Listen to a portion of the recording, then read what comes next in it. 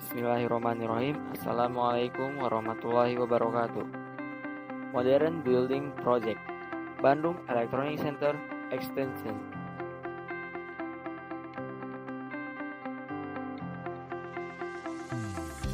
Sebelumnya, perkenalkan terlebih dahulu kami dari kelompok 8 dengan anggota Alam Abdul Rojak, Riana Almira, Firda Rosita Putri, Naufal Abdu.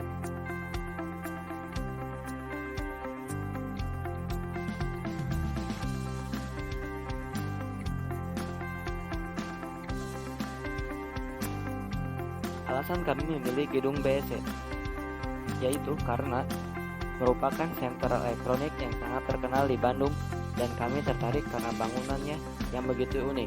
Di samping itu, kami pun memiliki relasi dari alumnus Polban.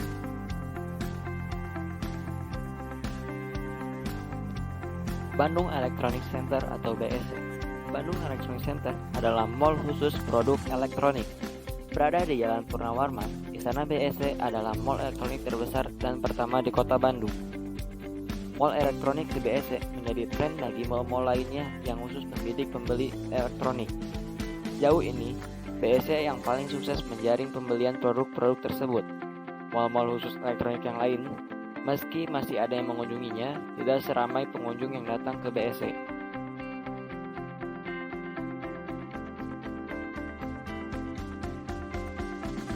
Selanjutnya, struktur bangunan dari BSC. Yang pertama ada T-beam, adalah elemen struktur yang terdapat pada bangunan gedung atau bangunan yang menggunakan fondasi dalam atau fondasi dangkal setempat. T-beam ini terletak di atas tanah dan tidak atas fondasi dangkal setempat seperti fondasi pot flat atau fondasi dalam. Yang kedua ada backtesting, adalah cetakan yang dibuat pada pengecoran untuk membuat bentuk konstruksi tertentu seperti dinding, kolam, balok, dan plat. Penggunaannya sendiri berguna untuk mewadahi beton yang sedang dibentuk. Cetakan ini kemudian akan dibuka jika telah memenuhi standar pada awal penetapan. Upaya tersebut agar beton bisa cukup kuat menahan beban konstruksi lainnya.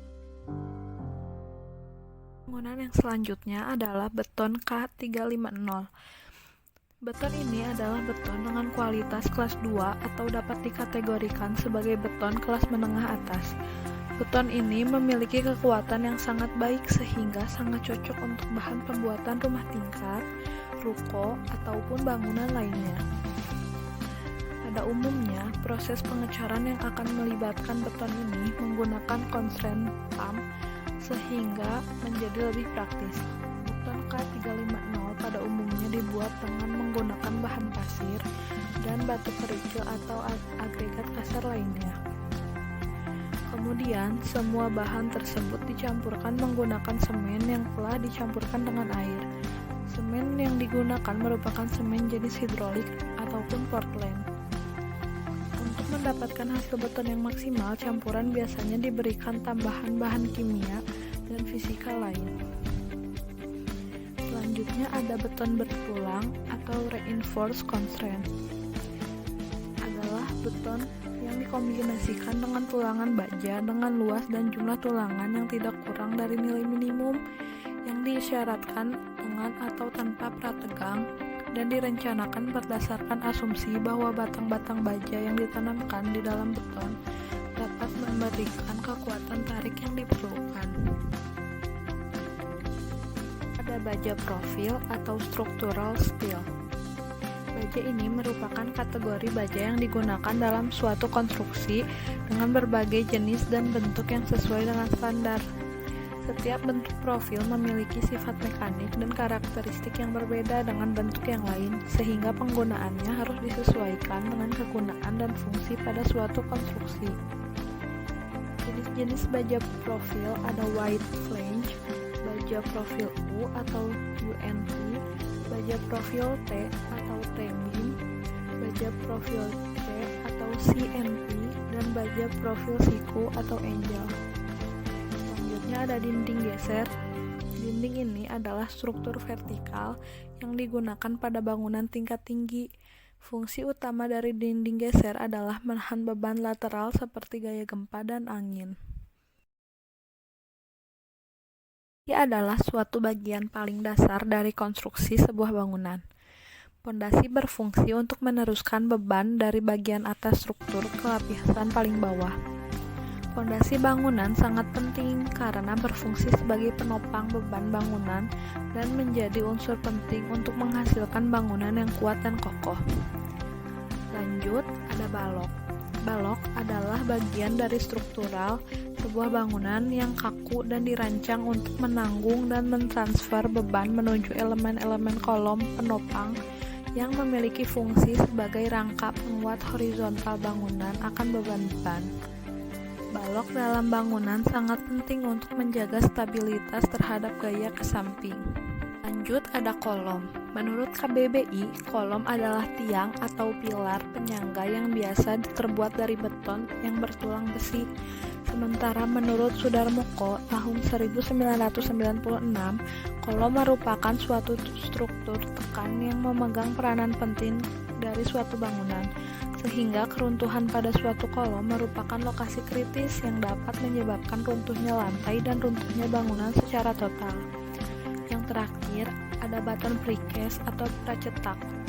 Beton ini adalah beton hasil produksi atau fabrikasi yang dibuat di pabrik khusus secara khusus menggunakan cetakan pres beton atau molding dengan ukuran yang telah ditentukan dan disesuaikan dengan kebutuhan aplikasi proyek konstruksi, sehingga dapat menghasilkan beton berkualitas tinggi, workability, durable, dan sustainable.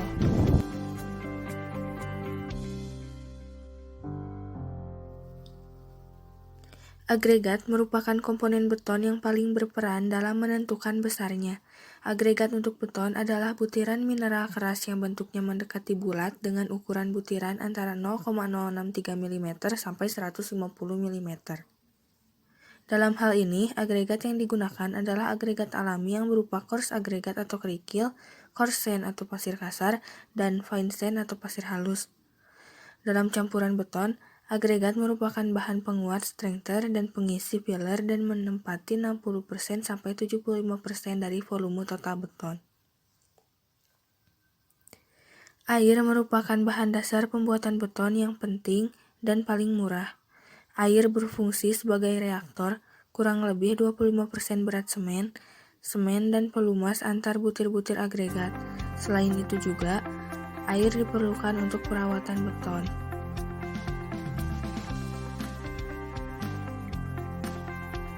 Menurut KBBI, semen adalah serbuk atau tepung yang terbuat dari kapur dan material lainnya yang dipakai untuk membuat beton, merekatkan batu bata, ataupun membuat tembok. Semen adalah perekat hidraulik yang dihasilkan dengan cara menghaluskan klinker yang terdiri dari bahan utama silikat kalsium dan bahan tambahan batu gipsum, di mana senyawa-senyawa tersebut dapat bereaksi dengan air dan membentuk cat baru bersifat perekat pada bebatuan. Semen dalam pengertian umum adalah bahan yang mempunyai sifat adhesif dan kohesif. Digunakan sebagai bahan pengikat atau bonding material yang dipakai bersama-sama dengan batu kerikil dan pasir. Batu kali adalah sebuah material alam yang berupa pengkohan bebatuan dari sungai maupun pegunungan dengan ukuran yang tidak beraturan satu dengan yang lainnya.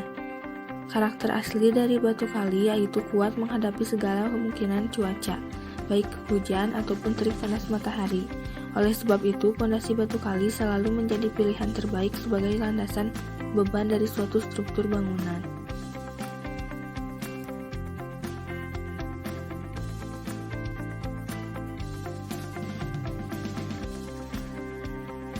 Metal adalah salah satu bahan bangunan yang dikenal paling kuat. Bahan bangunan yang satu ini digunakan sebagai kerangka konstruksi bangunan-bangunan besar. Terdapat beberapa jenis metal yang biasa digunakan sebagai bahan bangunan, di antaranya metal baja, titanium, emas, perak, dan krom. Kaca merupakan bahan bangunan yang dapat digunakan untuk pembuatan jendela. Material ini umumnya yang terlihat bening dan tipis memang telah digunakan sebagai pelapis, terutama untuk ventilasi.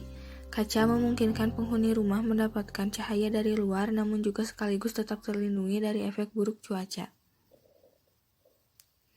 Material pipa ini bukanlah material bangunan yang berguna untuk pembentukan atap, dinding, ataupun pondasi. Akan tetapi, pipa memiliki peranan penting dalam sebuah konstruksi, di mana penggunaannya untuk pembuatan saluran air dan saluran pembuangan pada sebuah bangunan.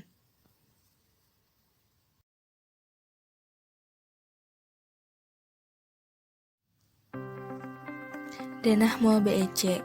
Mall BEC terdiri dari 5 lantai yang diberi nama upper ground, lantai utama, lower ground, lantai 1, dan lantai 2.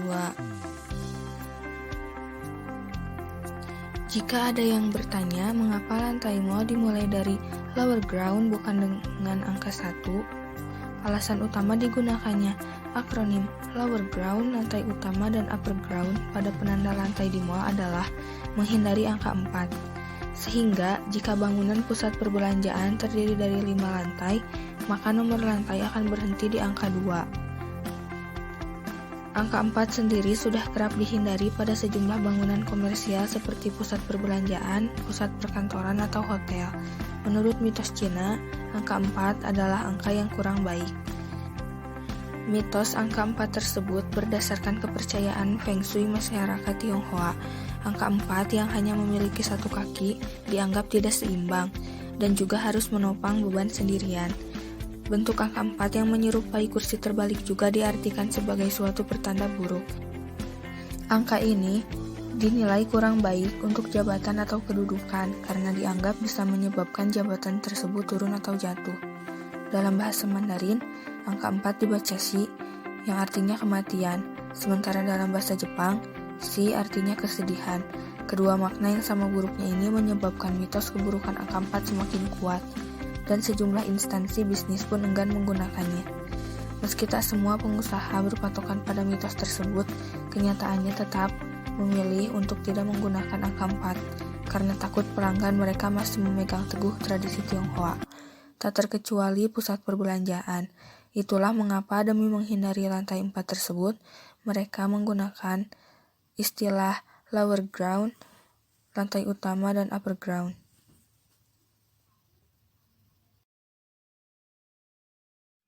Yaitu ada data teknis proyek. Yang pertama ada sistem kontrak, yaitu lump sum fixed price. Yang kedua alamat, yaitu Jalan Purnawarman nomor 15-17 Bandung, Jawa Barat. Yang ketiga tertanggal pada tanggal 20 Februari 2013. Yang keempat masa pelaksanaan, yaitu 180 hari. Dan yang kelima masa peliharaan, yaitu 180 hari setelah serah terima pertama. Yang keenam yaitu luas tanah yang tidak diketahui. Yang ketujuh yaitu luas bangunan kurang lebih 20.000 meter persegi. Yang kedelapan yaitu tinggi bangunan tidak diketahui. Yang kesembilan yaitu jumlah lantai 4 basement dan 9 lantai. Yang ke-10 yaitu fungsi bangunan, yaitu sebagai pusat perbelanjaan barang elektronik. Yang ke-11 yaitu struktur bangunan, yaitu beton bertulan dan balok baja profil.